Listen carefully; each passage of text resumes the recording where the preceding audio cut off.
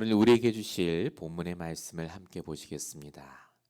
우리 사도행전 16장 11절에서 15절까지의 말씀을 함께 보시겠습니다.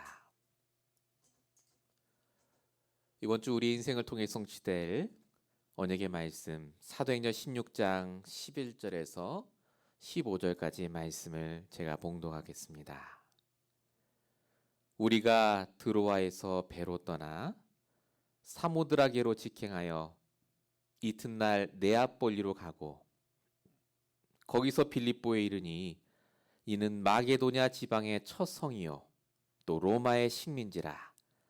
이 성에서 수일을 유하다가 안식일에 우리가 기도할 곳이 있을까 하여 문바 강가에 나가 거기 앉아서 모인 여자들에게 말하는데 두아드라시에 있는 자세곡강 장사로서 하나님을 섬기는 루디아라 하는 한 여자가 말을 듣고 있을 때 주께서 그 마음을 열어 바울의 말을 따르게 하신지라. 그와 그 집이 다 세례를 받고 우리에게 청하여 이르되 만일 나를 주 믿는 자로 알거든 내 집에 들어와 유할하고 강권하여 머물게 하니라. 아멘. 우리 오늘 3월 셋째 주 20일 주신 강단의 말씀의 제목입니다. 놓치지 말아야 할 만남의 축복입니다. 오늘 우리 말씀을 들으시는 우리 모든 성도님들께서 반드시 아셔야 되는 게 있습니다. 하나님은 나보다 나를 더 잘 아신다는 겁니다. 오늘 이 말씀은 그냥 성경의 말씀이 아니라 그래서 나에게 주시는 말씀입니다. 오늘 하나님께 내가 해야 될 질문이 있다면, 오늘 내가 꼭 풀어야 될 숙제와 같은 문제가 있으시다면 오늘 말씀을 통해 답을 얻으시고 정말로 하나님이 주시는 음성을 붙잡으시기 바랍니다. 서론적으로 함께 나눌 생각이 모든 만남 뒤에 영적 사실이 있다는 겁니다. 우리가 만남이 중요하다는 것은 너무나 잘 알고 있습니다. 누굴 만나냐에 따라 인생이 달라지죠.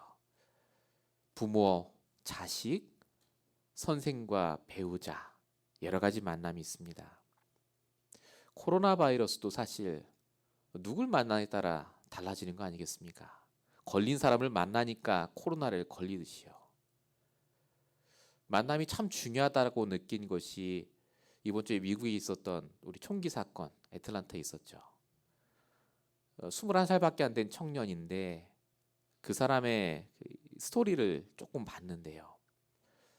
어릴 때부터 교회를 다녔다. 성경을 늘 끼고 옆에 다녔다. 교인이었던 것 같고 성경도 많이 읽었던 것 같습니다. 그런데 왜 그런 일을 벌였겠습니까? 교회도 다니고 성경도 많이 알았겠습니다마는 진짜 복음을 알려주는 사람이 옆에 없었지 않았을까 생각합니다. 진짜 만나야 될 그 만남의 축복이 없었던 거죠. 진짜 복음을 들었다면 그 친구가 갖고 있는 영적인 문제가 치유가 되어지고 인도받고 어쩌면 그런 일이 벌어지지도 않았지 않았을까라는 생각이 들었습니다.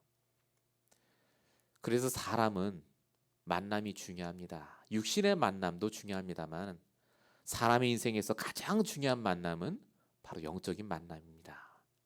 하나님을 만나 구원받는 것. 성경은 분명히 얘기합니다.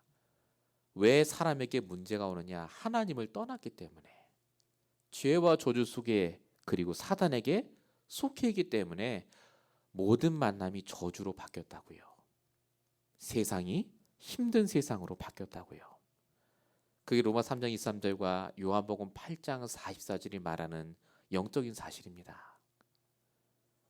그래서 하나님이 우리에게 오직 그리스도를 주셨습니다. 하나님 떠난 내가 다시 하나님 만날 수 있는 유일한 길로요. 하나님 만나 구원받을 때 비로소 우리의 모든 만남이 응답으로 바뀌고 하나님의 계획으로 바뀌고 하나님이 우리를 인도하시는 중요한 갱신의 발판으로 바뀝니다. 오늘 우리가 계속해서 읽는 본문의 주인공 바울을 놓고 보셔도 알 수 있습니다. 바울은 사실상 만남의 저주 속에 있던 사람입니다. 너무나 똑똑하고 주위에 너무나 훌륭한 사람들이 많았습니다마는 전부 율법주의자들이었죠. 복음 모르는 사람들. 바울의 만남의 기준은 아마 정죄였던 것 같습니다. 판단. 스데반을 바울이 왜 죽입니까? 내가 만나봤는데 저 사람은 하나님의 뜻과 반대된 사람이야 라고 정죄한 거 아닙니까?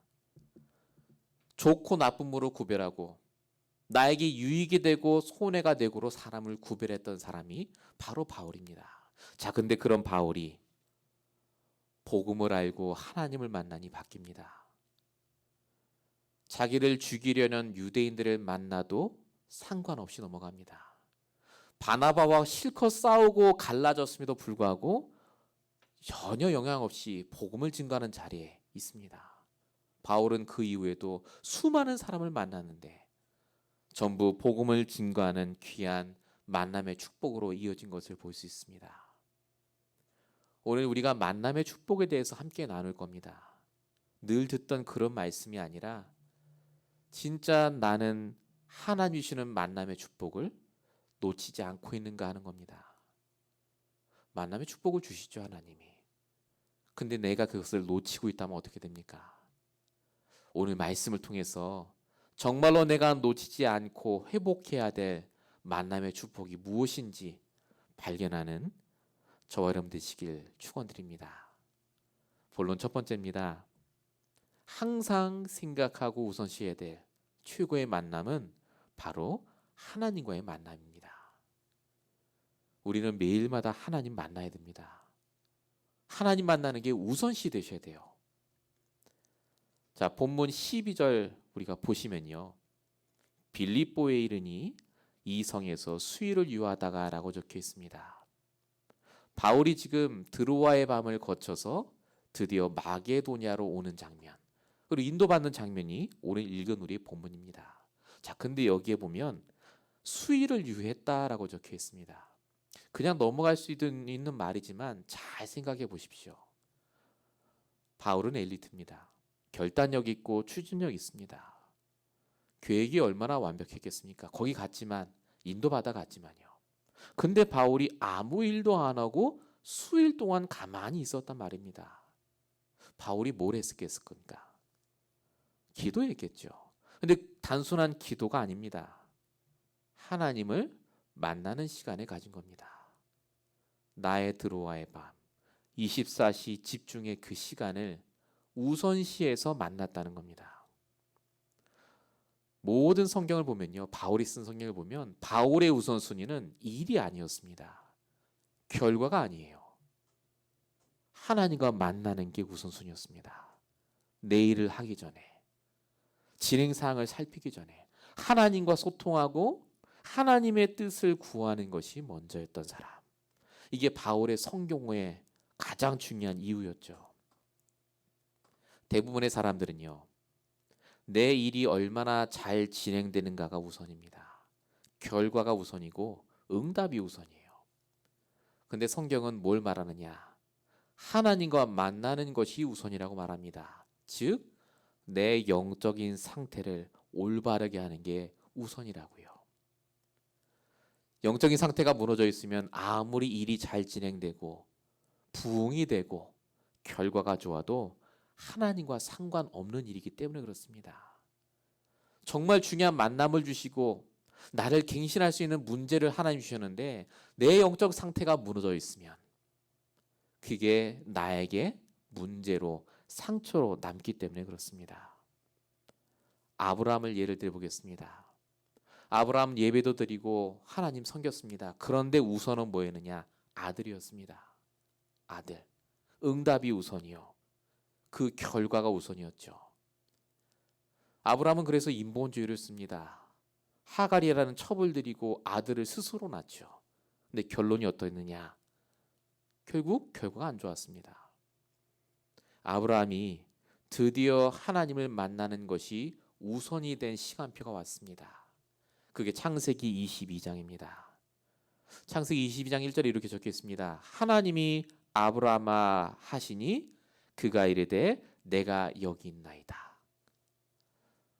창세기 한번 찾아보시면 아시겠습니다만은 하나님이 부르실 때 아브라함이 바로 이렇게 대답한 적이 없습니다. 아브라함이 이제 완전히 우선순위가 바뀌었습니다. 아들이 아닙니다. 응답 아닙니다.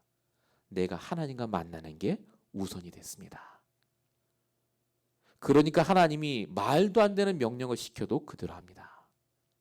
하나님이 하실 줄 믿으니까요. 믿음의 조상으로 바뀌죠. 아들을 바쳤다가 살아온 그 다음날 아브라함이 한 일이 있습니다. 창세기 22장 19절에 보시면요. 나와 있어요. 뭐 했느냐? 이사를 합니다. 거처를 옮겨야 해. 원래 아브라함이 바란 광야라는 곳에 살았다고 써 있는데 이삭 사건 이후에 어떻게 되느냐? 부엘세바로 거처를 옮겼다. 이렇게 적혀 있습니다. 부엘세바가 어떤 곳이냐? 7개의 우물, 언약의 우물 이런 뜻입니다. 내가 아예 본격적으로 하나님과 만나는 시간을 가장 우선시하겠다. 내가 하나님을 바라보는 그 예배 장소로 내가 아예 집을 옮기겠다 한 겁니다. 아브라함이 축복받을 수밖에 없었죠. 가장 성공했던 다윗 왕도 그래서 이렇게 고백했습니다. 사도행전 2장 25절에 적혀 있죠. 다윗이 이르되 내가 항상 내 앞에 계신 주를 배웠으며. 하나님이 바로 하나님과 만나는 이 시간이 우리에게 우선순위가 되고 항상 우리 앞에 계신 하나님을 만나기를 원하십니다. 이 시간 이 말씀을 듣는 저와 여러분에게 하나님이 물어보십니다. 너의 우선순위가 어디에 있냐고요? 응답입니까? 결과입니까? 그게 아니라 우리의 영적인 상태가 바뀌어야 됩니다. 하나님과 만나는 것이 나의 우선이 되셔야 돼요. 왜 문제가 오느냐? 하나님과 만나는 시간을 놓쳐서 그렇습니다. 내가 하나님을 만나지 못한 시간만큼 우리는 불신앙합니다. 반드시 없냐고 어려워합니다. 이걸 다른 말로 절대 실패라고 합니다. 하나님 자녀인데 실패 속에 살아요. 그런데 내가 오늘 잠시라도 내 우선순위를 하나님을 만나는 시간으로 바꾸면 우리는 반드시 절대 성공의 응답 속으로 들어갑니다. 성경에 적혀 있습니다. 고린도 4장 9절 거꾸로 뜨림을 당하는데 절대 망하지 않는 자. 고린도서 6장 10절 아무것도 없는 자인데 모든 것을 가진 자라고요. 오늘 시간 이 말씀을 듣는 저와 여러분에게 하나님은 우선순위를 바꾸라고 하십니다. 만남의 축복을 회복하시기 바랍니다. 날마다 하나님과 만나는 그 시간이 나의 우선이요 나의 가장 중요한 시간이 되시길 축원드립니다. 본론 1번의 두 번째입니다. 하나님을 만나는 것이 우선이 되어야 될 이유가 또 있습니다.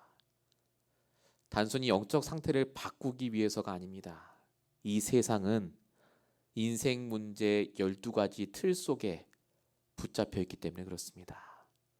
세상에 사는 불신자든 신자든 상관없이 이 12가지 문제 속에 다 그 틀 속에 영향을 받고 있기 때문에 그렇습니다.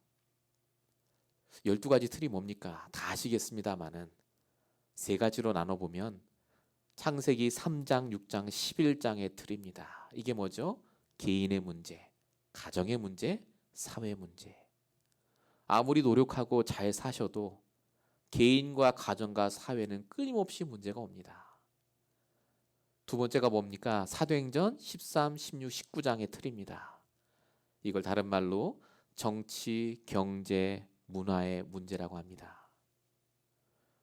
좋은 정치, 좋은 문화라고 보지만 이 미국을 보셔도 아시지 않습니까? 인종차별, 진보와 보수의 갈등, 동성연애를 합법화하고요. 여러 가지 나쁜 문화들이 넘쳐나고 있습니다. 해결을 못합니다.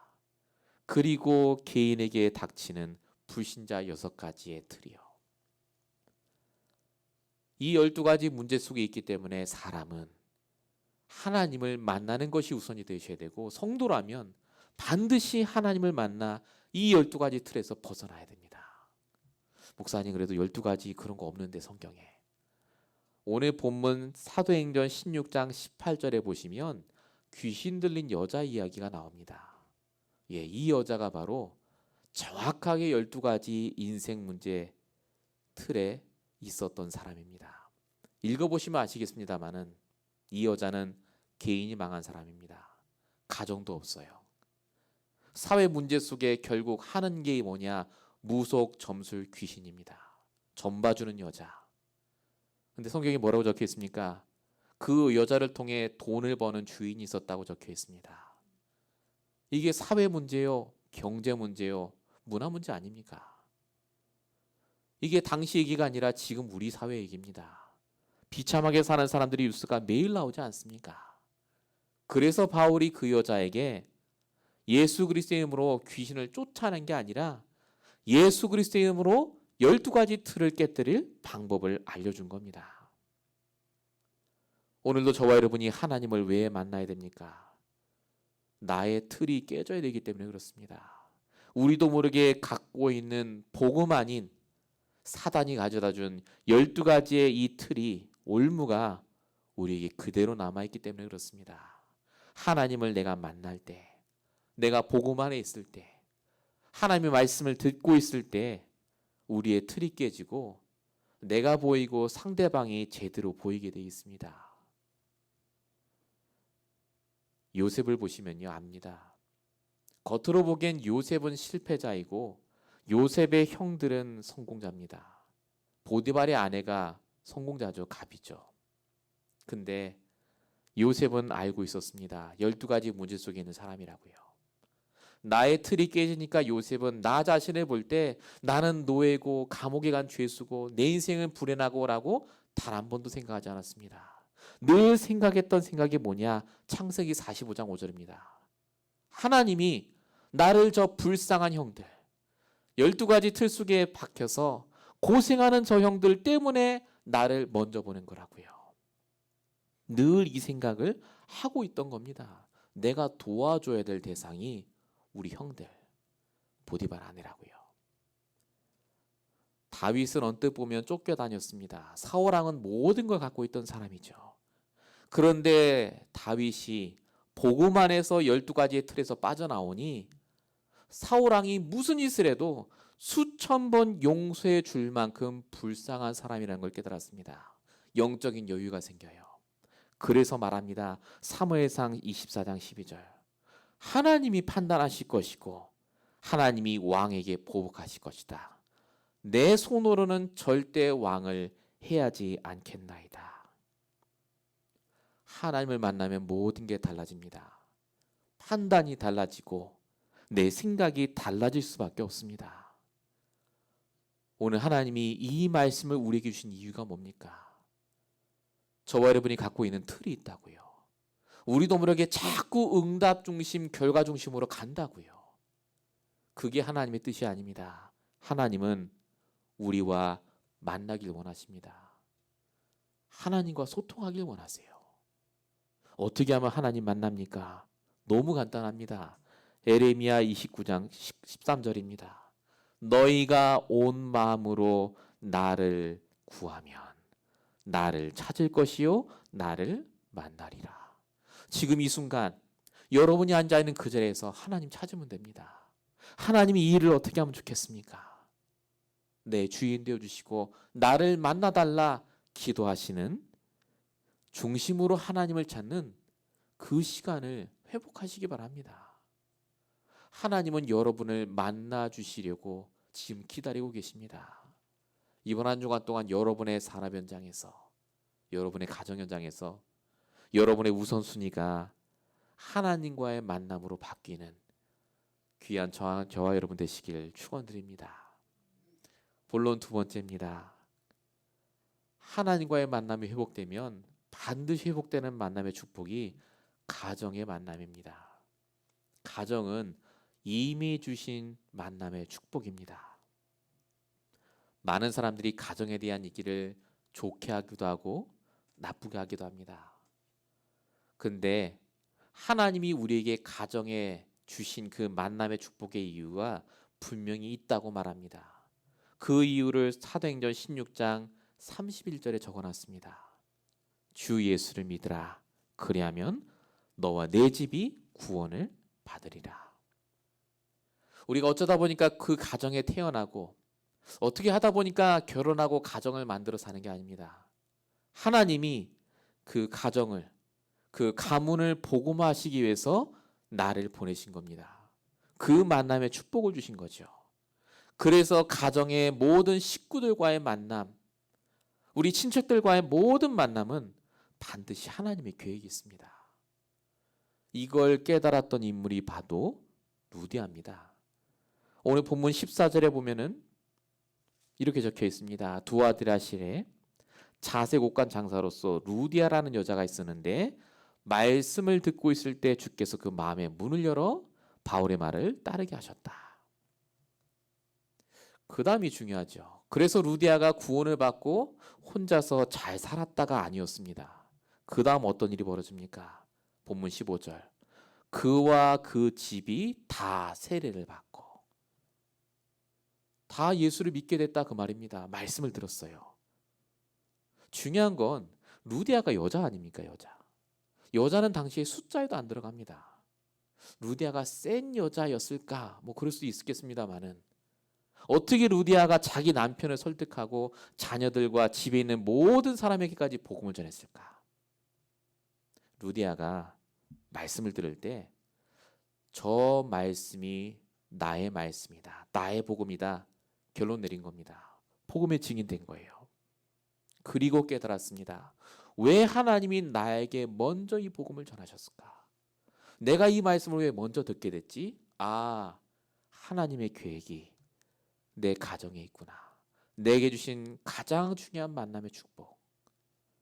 루디아는 결국 자기가 가정복음화, 가문복음화의 주인공으로 택하심을 깨닫고요. 올인한 겁니다.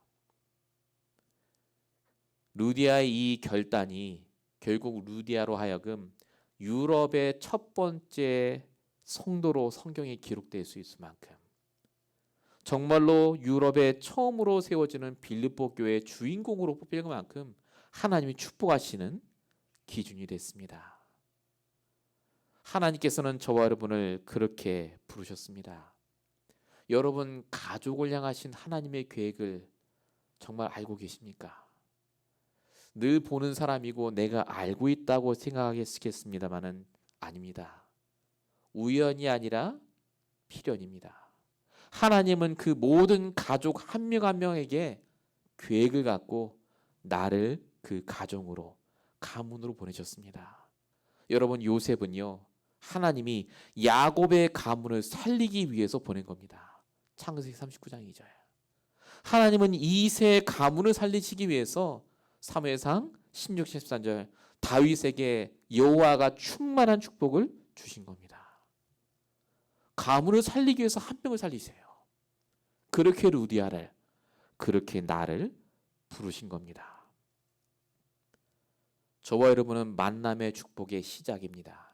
원조입니다. 누가 뭐라고 해도 속지 마십시오. 불신자의 말이 나를 정의하는 게 아닙니다. 하나님의 말씀이 나를 정의합니다. 저와 여러분은 그래서 다릅니다. 나를 먼저 부르셨기 때문에 반드시 하나님은 나부터 축복하십니다. 내가 가정의 덕을 보는 게 아니라 나 때문에 우리 가정과 가문이 덕을 보도록 만들어 가십니다. 창세기 12장 3절 땅의 모든 족속이 모든 가정과 가문이 너로 말미암아 복을 받게 하겠다. 이사야 49장 6절에 보면 내가 너를 이방의 빛으로 삼아. 이게 무슨 말입니까? 친척들 가운데 모든 불신자들까지도 너를 빛으로 보도록 나의 구원을 베풀어 땅끝까지 보도록 만들겠다. 내 생각과 내 경험으로는 분명히 안 되는 말이죠. 그런데 오늘 말씀은 그렇게 말하지 않습니다.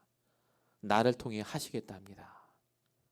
나를 통해 가문복음화, 가정복음화의 주인공으로 만드셔서 진짜 불신자들까지도 복음으로 돌아오도록 역사하시겠다 말씀하셨습니다. 말씀을 언약으로 붙잡고 함께 응답받는 저와 여러분 되시길 축원드립니다. 하나님은 말씀을 성취하시고 하나님은 말씀대로 분명히 이끄시기 때문에 그렇습니다. 본론 2번입니다. 그러면 어떻게 가정복음화 가문복음을 위해 우리가 기도하면 되겠습니까?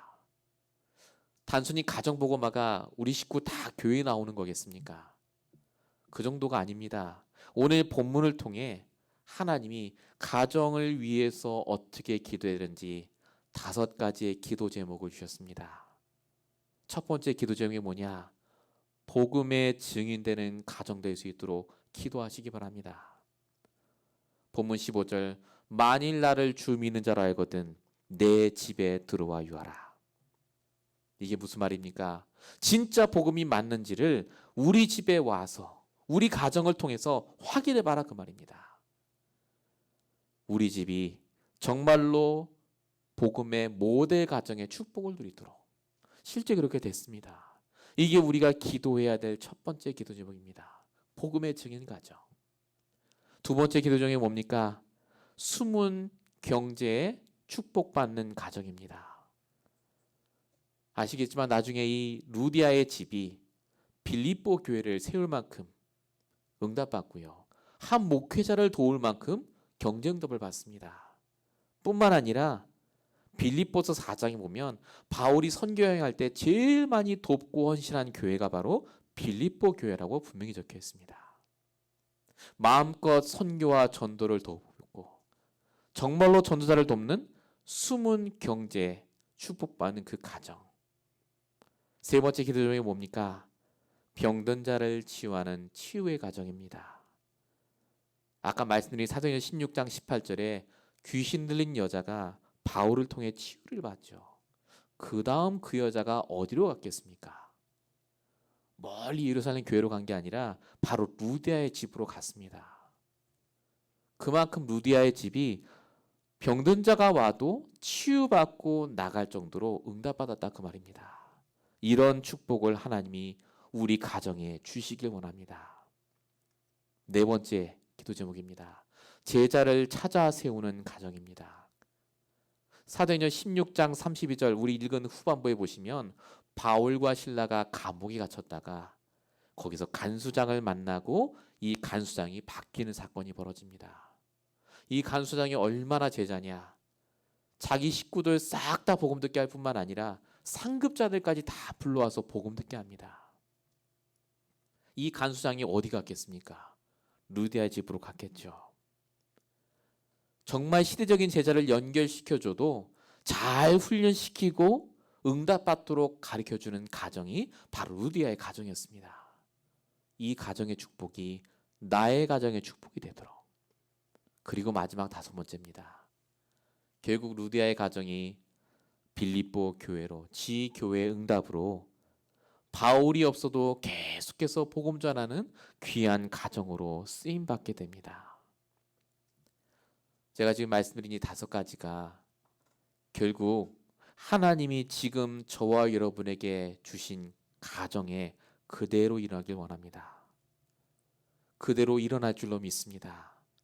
정말로 지금부터 언약으로 붙잡고 내 가정과 가문이 이렇게 쓰임받도록 기도하시길 축원드립니다. 근데 목사님, 제가 지금 가정도 없고 힘든데 나는 가정 보고만 겨냥 이런 사람도 있을 수 있습니다. 여러분 기억하시기 바랍니다. 요한복음 14장 12절에 이렇게 말씀하십니다. 내가 진실로 너에게 이르노니 나를 믿는 자는 내가 하는 일도 할 것이고 그보다 더 큰 일도 할 거라고요. 우리가 하는 게 아닙니다. 나와 함께 하신 하나님이 그 일을 하신다고 하십니다. 더 큰 일도 하겠다고 하셨습니다. 우리는 뭐만 하면 됩니까? 하나님 만나면 됩니다. 날마다 이 복음 안에서 하나님 주시는 내 가정의 모든 사람 속의 계획을 발견하고 정말로 날마다 기도하며 도우면 됩니다. 하나님이 나를 사용하시겠다는 겁니다. 우리 가정을 반드시 쓰시겠다고 하는 겁니다. 여러분 이번 한 주간 동안 정말로 우리 가정과 가문을 놓고도 기도하시는 귀한 한 주가 되시기 바랍니다. 본론 3번째입니다. 놓치지 말아야 될 만남의 축복입니다. 우리가 지금까지 봤듯이 하나님은 바울의 모든 것을 통해 만남의 축복으로 연결되게 하십니다. 다 앞뒤가 막혔는데 하나님은 마게도냐로 가서 루디아를 만나도록, 심지어 감옥에 끌려갔는데 감옥에서 간수장을 만나도록, 하나님은 모든 것을 통해서 만남을 주십니다. 하나님의 계획을 이루는 만남이요. 그렇다면 또 내일부터 시작될 여러분의 삶 속에 일어나는 모든 만남은 그냥 만남이 아닙니다. 하나님의 계획 속에 있는 만남입니다. 난 늘 똑같은 사람 만나는데요. 아닙니다. 하나님의 계획 속에 있는 만남은 다릅니다. 도대체 그 만남을 왜 주신다고요? 디모데후서 4장 2절. 말씀을 전파하는 만남으로 바꾸라고요. 너는 말씀을 전파라. 때를 얻든지 못 얻든지 항상 힘쓰라. 말씀의 증인되라 그 말입니다. 정말로 하나님이 내게 역사하신 것을 말하는 증인으로, 이 어려운 시기에 하나님이 우리 교회를 세우시고 저와 여러분에게 오늘 이 말씀을 주시는 이유가 뭐겠습니까? 현장에 말씀의 증인이 없습니다. 돈 번 증인은 있고, 잘 산다는 증인은 있고, 내 자식이 너무 좋다는 증인도 있습니다만은 진짜 말씀 성취의 증인이 없기 때문에 오늘도 우리에게 모든 계획 속에 만남을 주시는 줄로 믿습니다. 그래도 목사님, 제가 가족까지는 이해해 보겠는데 그 사람은 도저히 내가 못 넘어가겠습니다 하는 분이 계시다면 끝으로 이 말씀을 꼭 드리고 싶습니다. 민수기 23장 19절. 하나님은 사람이 아니시니 거짓말을 하지 않으시고 인생이 아니하시니 후회가 없으시도다. 하나님은 실수하지 않습니다. 내게 도움이 될 사람을 붙여주십니다.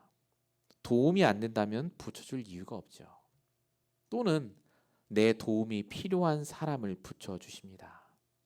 그 사람은 모릅니다. 그런데 불신자든 신자든 언약과 복음 가진 나를 통해 반드시 그 사람을 하나님이 역사하시게 되어 있습니다. 아브라함 조카 롯을 생각하시면 됩니다. 아브라함과 조카 롯이 서로 싸웠습니다. 비즈니스 관계 때문에 싸웠죠. 근데 기억하십니까, 여러분? 소돔이 망할 때 조카 롯은 아마 자기가 잘 피해서 도망간 걸로 생각할 겁니다. 그런데 성경은 분명히 말합니다. 창세기 19장 29절. 소돔 성을 엎으실 때 하나님이 아브라함을 생각하사 롯을 그 엎으시는 중에 내보내셨더라. 불신자는 모릅니다. 우리가 그냥 잠시 만나서 복음 전하고 말씀 전하고 하나님 말씀을 나눈 그 사람은요, 반드시 하나님의 계획 안에 있는 사람입니다. 어떻게 될지 모릅니다. 하나님이 그런 사람을 우리에게 주세요. 하나님의 은혜가 필요한 사람을 만나게 하시는 겁니다. 그래서 혹시 내 마음에 걸리는 어떤 사람이 있으면요, 아, 저 사람이 내 조카로 오시구나 생각하시면 돼요. 하나님의 은혜가 필요해서 나한테 붙이신 거예요. 하나님께서는 그래서 반드시 우리의 모든 것을 통해서 역사하시고 절대 손해보지 않게 하십니다. 마태복음 6장 6절 뭐라고 써 있습니까? 은밀한 중에 보시는 내 아버지께서 다 갚으신다고요. 하나님을 만나는 시간이 손해가 아닙니다. 내 가족을 위해 기도하는 게 손해야 돼 보는 시간이 아니십니다. 내가 만나는 사람을 위해 잠시 말씀을 전하고 기도하는 게 손해보는 시간이 아닙니다. 하나님 갚으십니다. 우리의 모든 24시간이 그래서 만남의 축복 속에 있습니다. 이번 한 주간 동안 여러분, 정말로 내게 주신 만남의 축복이 너무나 많은데 그 속에서 하나님의 계획을 붙잡으시고 인도받는 저와 여러분 되시길 축원드립니다. 결론입니다. 평생 응답받아야 될 만남의 축복입니다. 하나님은 나를 매일 만나길 원하십니다. 내 개인의 문제는 하나님을 만나라는 사인입니다. 하나님은 우리 가족 전체가 살아나길 원하십니다. 혹시라도 지금 가정의 가문에 문제가 있다면 그건 가정 복음화를 위해 정말로 기도하라는 사인입니다. 혹시라도 지금 내 현장에서 무언가 만남 때문에 힘든 일이 있다면 그건 정말로 하나님의 말씀을 내가 증거할 사인입니다. 정말로 하나님께서 우리에게 만남을 통해서 모든 역사를 이루어 가심을 확인하는 이번 한 주간 되시기 바랍니다. 결론 마지막 두 번째입니다. 하나님은 우리에게 결국 이 모든 만남을 통해서요 237의 만남을 허락하길 원하십니다. 다민족 선교요, 다민족 복음화. 제일 중요한 건 우리가 237을 위해서 어떻게 할 것인가가 아닙니다. 237의 언약이 있는가 하는 겁니다. 나에게 그 이유가 있으면 하나님은 반드시 열어주십니다. 어떻게 할 수 있죠? 우리 어제 주셨던 산업선교예배 드셨던 요게벳의 이야기를 들으시면 압니다. 요게벳은 아무것도 못하는 사람입니다만 237의 언약이 있었습니다. 하나님이 이것 때문에 이스라엘 백성을 애굽에 보내셨고, 그래서 하나님이 우리를 노예로 삼으셨고, 이 237의 언약을 붙잡은 요게벳에게 하나님은 모세를 보내셨듯이 하나님은 지금 우리를 미국에 보내셔서 237 만남을 두고도 기도할 수 있는 영적인 힘과 여유를 허락하신 줄 믿습니다. 우리 교회가 정말로 나를 넘어서 하나님이 원하시는 세계복음화의 만남, 237 만남을 두고 기도하는 여러분이 이 축복 속에 들어가시는 귀한 한 주 평생이 되시길 축원드립니다. 기도하겠습니다. 지금도 우리의 모든 삶을 통하여서 역사하고 계시는 아버지 하나님, 매일마다 순간마다 하나님을 만나는 것이 우리의 우선순위가 되게 하옵소서. 하나님, 우리의 가정과 가문을 통하여서 하나님의 역사들이 일어나게 하여 주시옵소서. 우리의 모든 현장의 만남을 통하여서 정말로 하나님이 원하시는 선교와 전도가 일어날 수 있도록 축복하여 주시옵소서. 우리는 할 수 없사오니 정말로 우리와 함께 하시는 하나님께서 우리를 인도하여 주십시고, 정말로 우리가 할 수 없는 그 일을 통하여서 하나님의 증인이 되며 오직 복음의 증인되는 귀한 우리 모든 이마누엘 언약궤 성도들 될 수 있도록 역사해 주시옵소서. 하나님께서 오늘 말씀을 통해 역사하실 줄로 믿사오고 우리 원하신 예수 그리스도의 이름으로 감사하며 기도했습니다. 아멘. 모든 것 사라지고 홀로 있을 때에도 오직